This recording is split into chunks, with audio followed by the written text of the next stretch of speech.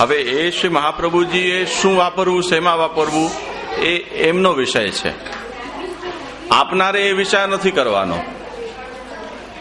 એ વિષય આપનારે નથી વિચારવાનો. ખ્યાલમાં આવ્યું ને?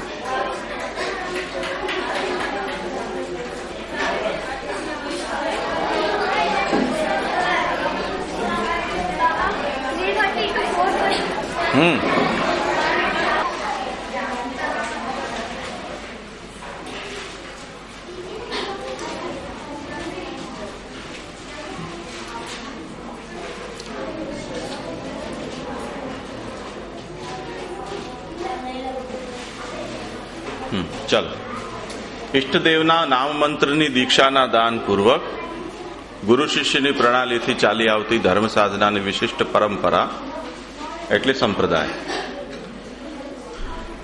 હવે બધા શાંત થઈ જાઓ. સંપ્રદાય અને ધર્મનો સંબંધ આપણે જોયું, જેમ વૃક્ષ અને ડાળીઓનો એકબીજા સાથે સંબંધ છે, એ રીતે ધર્મ અને સંપ્રદાય એકબીજા સાથે જોડાયેલા પણ છે અને કોઈક રીતથી સંપ્રદાયનું વ્યક્તિત્વ ધર્મથી જુદું પણ છે. તે જ રીતે એક શાખા જેમ બીજી શાખાથી થોડી જુદી પણ છે, તે રીતે ધર્મમાંથી પ્રકટ થયેલા સંપ્રદાયો પણ એકબીજાથી કંઈક જુદાપણું ધરાવે છે. ધર્મ અને સંપ્રદાયમાં બીજી વસ્તુ આપણે એ જોઈ કે ધર્મ એ પ્રાથમિક શિક્ષા જેવું છે, એટલે પ્રારંભિક ઇનિશિયલ પ્રાઇમરી એજ્યુકેશન છે, અને સંપ્રદાય છે એ એડવાન્સ ઓર વધારે આગળ અને ગહેરાઈથી ઊંડાણથી સમજવાની વસ્તુ છે ધર્મને. આ એનો ભેદ છે. સંપ્રદાયના ઘટક તત્વોમાં આપણે પ્રમાણશાસ્ત્ર, ઉપાસ્ય આચાર્ય પરંપરા, દીક્ષા પ્રણાલી, સાધના પ્રણાલી અને તત્વ સિદ્ધાંત અને ધર્મ સિદ્ધાંત, આ આપણે સમજી શકીએ છીએ. આમાં ઉપાસ્યમાં પ્રકાર પણ આપણે જોયા સંપ્રદાયના, શૈવ, વૈષ્ણવ અને શાક્ત એમ મુખ્ય રૂપથી 3 સંપ્રદાયો છે. એટલે વૈષ્ણવ સંપ્રદાયનું લક્ષ્ય વિષ્ણુ કે એના અવતાર, જેની ઉપાસના વૈષ્ણવો કરે છે, એટલે કૃષ્ણ, રામ વગેરે. શૈવ સંપ્રદાયનું લક્ષ્ય છે શિવ, અને શાક્તનું લક્ષ્ય છે શક્તિ કે દેવી. પુષ્ટિ માર્ગની અંદર ઉપાસ્ય શ્રી કૃષ્ણ છે. શ્રી કૃષ્ણ પરબ્રહ્મ છે, જેમ કોઈ સ્કૂલની અંદર પ્રિન્સિપલ છે. એ પરમાત્મા પણ છે, એટલે પરબ્રહ્મ છે. એ સૌથી શ્રેષ્ઠ ઉપર હોવા છતાં પણ એ પ્રત્યેક જીવાત્માના સાથે પણ છે, એટલે જીવાત્માના અંદર એ રહેનારી આત્મા તરીકે પણ પરમાત્મા બિરાજે છે. એ ભગવાન પણ છે, એટલે ક્યારેક એ સૃષ્ટિમાં પ્રકટ થઈ અને આપણા બધાને ખબર પૂછવા પણ આવે છે. એ અવતાર કહેવાય છે. અવતાર અને અવતારી એમાં ભગવાન ક્યારેક પોતાના કોઈક ગુણોને જ ભૂતલ ઉપર પ્રકટ કરે છે, તો એ એક અવતાર કહેવાય છે. એ અવતારના કેટલાક પ્રકારો છે: અંશાવતાર, કલાવતાર, ગુણાવતાર વગેરે. ક્યારેક ભગવાન પોતાના સંપૂર્ણ શક્તિથી સ્વયં પ્રકટ થઈ જાય છે. તે વખતે એ અંશ કે ગુણ કે કલાવતાર ન કહીને અવતારીનો જ અવતાર કહેવાય છે. એ જ શ્રી કૃષ્ણ જ્યારે આપણે એમને આપણું સર્વસ્વ જાણી અને આપણા ઘરમાં પધરાવીને એમની સેવા કરીએ છીએ, તો આપણું સેવ્ય બની જાય છે. એટલે હવે એને રિવર્સમાં આપણે જોઈએ તો આપણે ત્યાં વિરાજતા આપણા સેવ્ય પ્રભુ પરબ્રહ્મ પણ છે, પરમાત્મા પણ છે, ભગવાન પણ છે અને અવતારી પણ છે. આ રીતે એને આપણે સમજવાનું છે.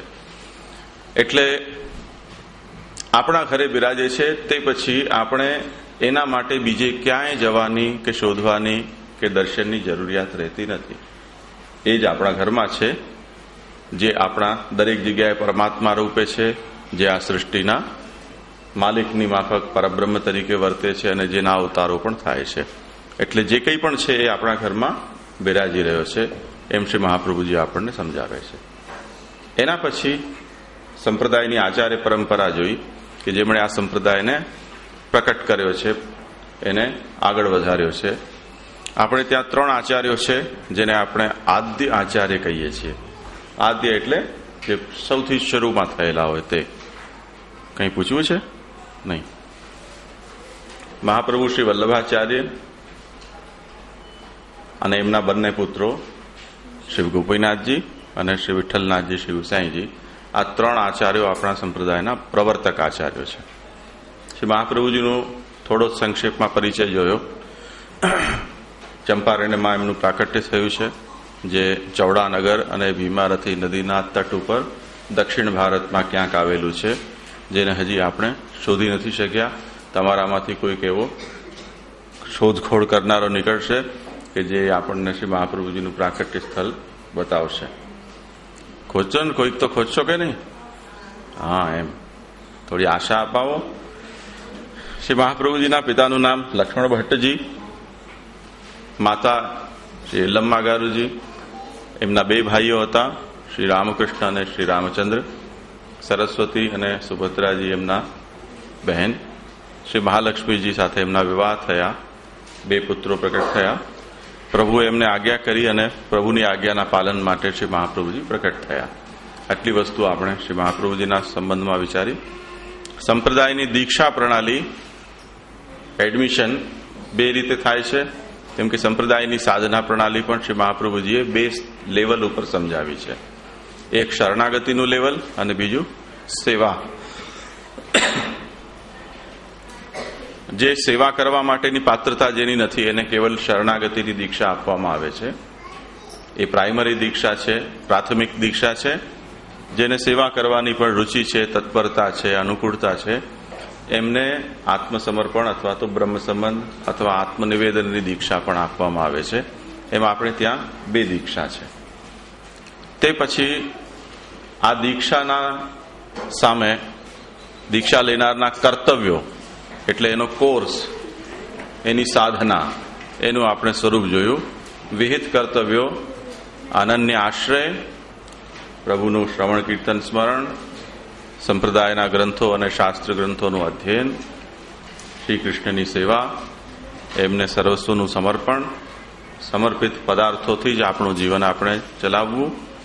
સદાચાર એટલે શાસ્ત્રમાં કહેલી રીતે શુદ્ધિ રાખવી, પવિત્રતા જાળવવી, પોતાના વર્ણ અને આશ્રમના ધર્મનું પાલન કરવું, અને ધૃતિક્ષમા વગેરે જે સામાન્ય ધર્મો છે એનું પણ પાલન કરવું. આટલું આપણે સંપ્રદાયના વિહિત કર્તવ્ય પછી જોયું. આમાં કેટલાક કર્તવ્યો સમર્પણ દીક્ષા લીધેલા છે એમના માટેના છે. જેમને એ દીક્ષા નથી એ લોકોને કેવલ શરણ દીક્ષા સંબંધી કર્તવ્યોનું પાલન કરવાનું છે. એ વાત મેં તમને સમજાવી હતી. મને આમાંથી કોઈ બતાવશે કે શરણ દીક્ષાવાળા માટે કયા કર્તવ્યો આમાંના પ્રાપ્ત નહીં થાય, એટલે ન કરે તો ચાલે? હા, તું બતાવ.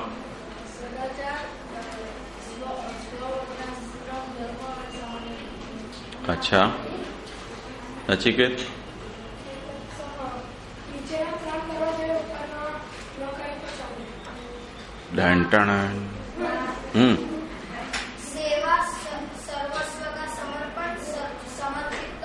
એક્ઝેક્ટલી. એટલે જેને શરણ દીક્ષા છે એને સેવા, સર્વસ્વનું સમર્પણ અને સમર્પિતનો ઉપયોગ. આ ન હોય તો એને માત્ર અનન્ય આશ્રય, શ્રવણ કીર્તન સ્મરણ, ગ્રંથાધ્યયન અને નીચેના 3 છેલ્લા: સદાચાર, સવર્ણાશ્રમ ધર્મ અને સામાન્ય ધર્મ.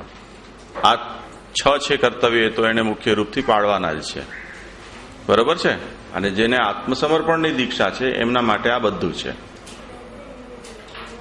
એનો તમને સામાન્ય દાખલો આપું કે જેમ કોઈ છોકરી છે એની સગાઈ થઈ, તો સગાઈ થયેલી છોકરી હોય એને સાસરે રહેવું જરૂરી છે?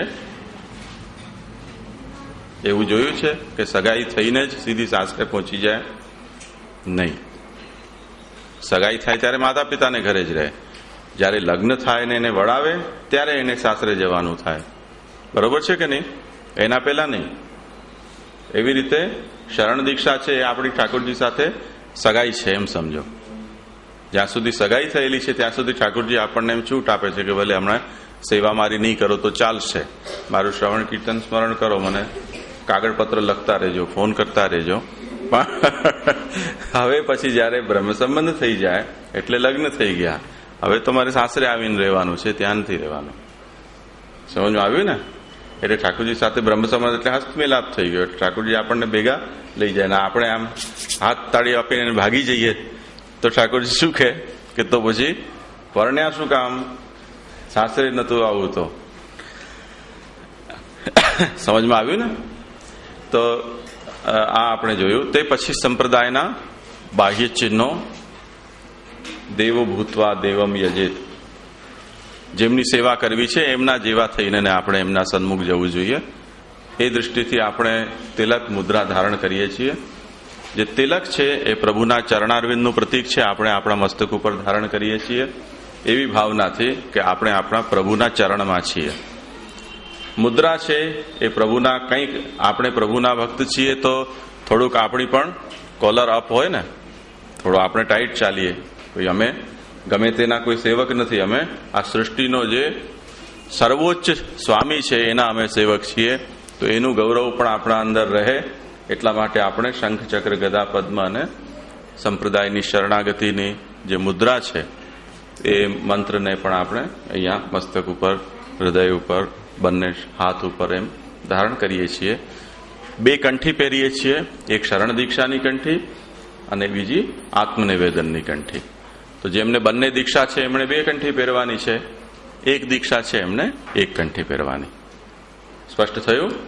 આગળ તે પછી નિષિદ્ધ એટલે પુષ્ટિ માર્ગીએ શું નહીં કરવું જોઈએ એનો વિચાર આપણે કર્યો. એક તો અન્યાશ્રમ